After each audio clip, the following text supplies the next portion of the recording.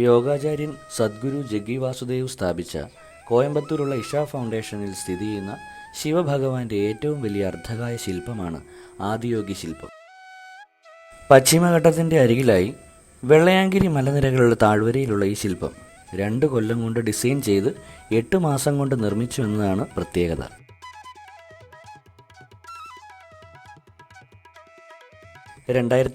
ഫെബ്രുവരി 24 മഹാശിവരാത്രി ദിനത്തിൽ ഇന്ത്യയുടെ പ്രധാനമന്ത്രി നരേന്ദ്രമോദിയാണ് ആദിയോഗി ശിവപ്രതിമ അനാവരണം ചെയ്തത്.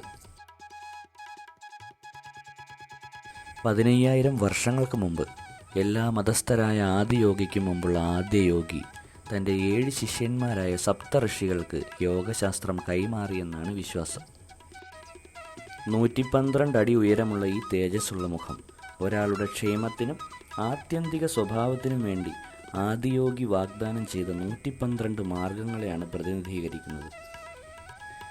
ലോകത്തിലെ തന്നെ ഏറ്റവും പൊക്കം കൂടിയ അർദ്ധകായ പ്രതിമ എന്ന ഗിന്നസ് റെക്കോർഡ് നേടിയ ഈ ശില്പം പൂർണ്ണമായും സ്റ്റീൽ കൊണ്ടാണ് നിർമ്മിച്ചിരിക്കുന്നത്.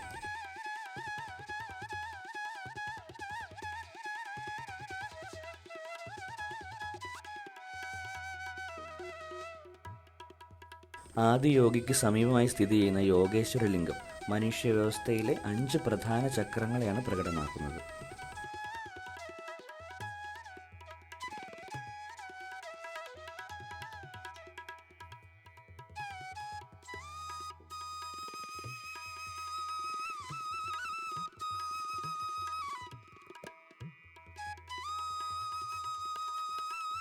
ആദിയോഗിയുടെ കഴുത്തിൽ അണിഞ്ഞിരിക്കുന്ന ഈ രുദ്രാക്ഷമാല ദൂരെ നിന്ന് നോക്കുമ്പോൾ വളരെ നേർത്ത ഒരു മാലയായാണ് കാണപ്പെടുന്നത്.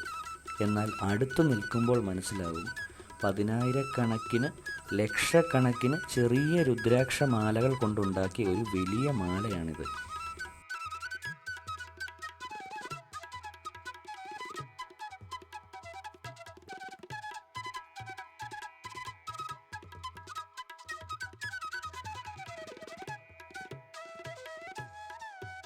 പ്രധാന കവാടത്തിൽ നിന്നും ആദിയോഗി ശില്പത്തിനടുത്തേക്ക് പോകുവാനായി കാളവണ്ടികൾ ലഭ്യമാണ്.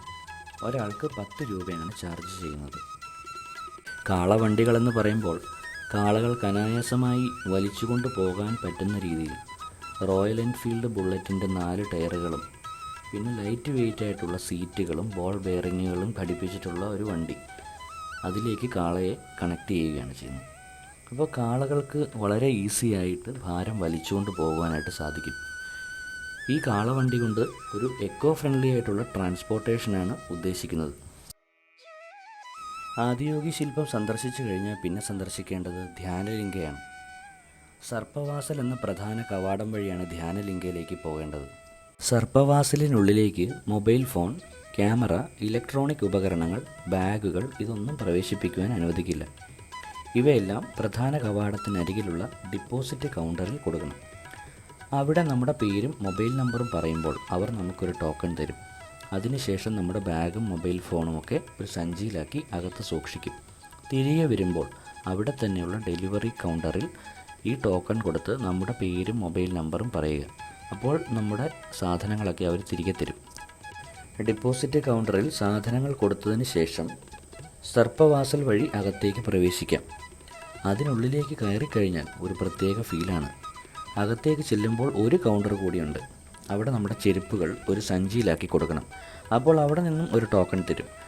അതിനുശേഷം നമുക്ക് അവിടെയുള്ള കാഴ്ചകളൊക്കെ ആസ്വദിക്കാവുന്നതാണ്. മൊബൈൽ ഫോണും ക്യാമറയും ഒന്നും അലൗഡ് അല്ലാത്തതിനാൽ ധ്യാനലിംഗയിലെ ദൃശ്യങ്ങളൊന്നും പകർത്തുവാൻ സാധിച്ചില്ല. നേരെ കയറി ചെല്ലുമ്പോൾ ഒരു മണ്ഡപം കാണാം. അവിടെ ആളുകൾക്കിരുന്ന് വിശ്രമിക്കാം, ധ്യാനിക്കാം.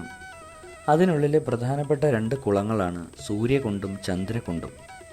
സൂര്യകുണ്ട് പുരുഷന്മാർക്ക് വേണ്ടിയും ചന്ദ്രകുണ്ട് സ്ത്രീകൾക്ക് വേണ്ടിയുമുള്ളതാണ്. ഊർജ്ജസ്വലമായ ഈ ജലാശയങ്ങളിൽ മുങ്ങിക്കുളിക്കുന്നത് പ്രാണിക് അസന്തുലിതാവസ്ഥയെ നേരെയാക്കുകയും ശാരീരികവും മാനസികവുമായ ക്ഷേമം വർദ്ധിപ്പിക്കുകയും ആത്മീയ സ്വീകാര്യത വർദ്ധിപ്പിക്കുകയും ചെയ്യുന്നു എന്നാണ് വിശ്വാസം. സൂര്യകുണ്ട് ഭൂനിരപ്പിൽ നിന്നും 20 അടി താഴെയായാണ് സ്ഥിതി ചെയ്യുന്നത്. 3 രാസലിംഗങ്ങളാണ് അവിടെ പ്രതിഷ്ഠിച്ചിരിക്കുന്നത്. കൂടാതെ സൂര്യൻ്റെ അതിശയകരമായ 20 അടി പിച്ചളയും ചെമ്പുമുള്ള ശില്പത്തിന് താഴെയായാണ് സൂര്യകുണ്ട് സ്ഥിതി ചെയ്യുന്നത്.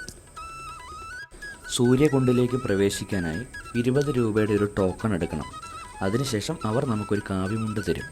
അതെടുത്തുകൊണ്ട് വേണം സൂര്യകുണ്ടിലേക്ക് ഇറങ്ങുവാൻ. നല്ല തണുത്ത ശുദ്ധമായ വെള്ളമാണ് സൂര്യകുണ്ടിൽ. അവിടെ ഒന്ന് മുങ്ങി നിവർന്നു കഴിയുമ്പോൾ തന്നെ ഒരു പ്രത്യേക ഊർജ്ജമാണ്. അതിനുശേഷം നമുക്ക് ധ്യാനലിംഗ സന്ദർശിക്കാവുന്നതാണ്. ധ്യാനലിംഗ സ്ഥിതി ചെയ്യുന്നത് വലിയൊരു ഡോമിനുള്ളിലാണ്. ധ്യാനലിംഗ ഡോം എന്നാണ് അറിയപ്പെടുന്നത്. അതായത് വലിയൊരു താഴികക്കുടം കമഴ്ത്തി വെച്ചതുപോലെയാണ്, ഒരു അർദ്ധഗോളാകൃതിയിൽ. ഈ ധ്യാനലിംഗ പ്രതിഷ്ഠയുള്ള താഴികക്കുടം 2.5 ലക്ഷം ഇഷ്ടികകൾ കൊണ്ടാണ് നിർമ്മിച്ചിരിക്കുന്നത്. അതായത് സിമെൻറ്റ് ഉപയോഗിച്ചിട്ടില്ല. ഏകദേശം 700 ടൺ ഭാരമുണ്ടതിന്. ആ ഒരു നിർമ്മിതി, അതിലൊരൊറ്റ പില്ലർ പോലുമില്ല. അതായത് ഒരു താങ്ങ് പോലും ഇല്ലാതെയാണ് ഇത്രയും വലിയൊരു അർദ്ധഗോളാകൃതിയിലുള്ള ഈ ഒരു താഴികക്കുടം കമഴ്ത്തി വെച്ചതുപോലെയുള്ള ഈ ഒരു നിർമ്മിതി സ്ഥിതി ചെയ്യുന്നത്. അതൊരു വലിയ അതിശയം തന്നെയാണ്. നമ്മൾ അതിലേക്ക് പ്രവേശിച്ചു കഴിഞ്ഞാൽ പിൻ ഡ്രോപ്പ് സൈലൻസ് ആണ്.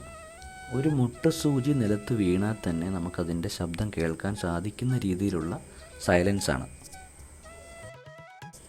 ധ്യാനലിംഗത്തിൻ്റെ വലയത്തിനുള്ളിൽ കുറച്ച് മിനിറ്റ് നിശബ്ദമായി ഇരുന്നാൽ മതി. ധ്യാനത്തെക്കുറിച്ച് അറിയാത്തവർക്ക് പോലും ആഴത്തിലുള്ള ധ്യാനാവസ്ഥ അനുഭവപ്പെടാൻ എന്നാണ് സദ്ഗുരു പറഞ്ഞിട്ടുള്ളത്. അത് വളരെ ശരിയാണെന്ന് അവിടെ എത്തിയപ്പോൾ എനിക്ക് മനസ്സിലായി. ധ്യാനലിംഗ സന്ദർശിച്ചതിന് ശേഷം തിരിച്ച് ആദിയോഗി ശില്പത്തിനടുത്തേക്ക് തന്നെ എത്താൻ ശ്രമിക്കുക. കാരണം എല്ലാ ദിവസവും രാത്രി 7 മണി മുതൽ 7:30 വരെയുള്ള സമയത്തിൽ ആദിയോഗി ദിവ്യദർശനം എന്ന ലേസർ ഷോ ഉണ്ടായിരിക്കുന്നതാണ്. അവിടെ എത്തുന്നവർ ഒരിക്കലും ഇത് മിസ് ചെയ്യരുത്. അത്രയ്ക്ക് മനോഹരമാണിത്. ലേസർ ഷോയ്ക്ക് ശേഷം രാത്രി 9:20 വരെ തിരിച്ച് ഗാന്ധിപുരത്തേക്ക് ബസ് സർവീസ് ഉണ്ടായിരിക്കുന്നതാണ്.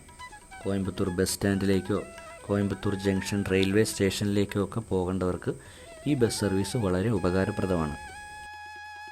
ഒരിക്കലെങ്കിലും ഇവിടം സന്ദർശിച്ച് ഇവിടുത്തെ ആ ഒരു പോസിറ്റീവ് എനർജി അനുഭവിച്ചറിയാൻ എല്ലാവർക്കും സാധിക്കട്ടെ. Kindly avoid standing during the show. Please remain seated in the seating area and avoid using your mobile phone torch lights during the show.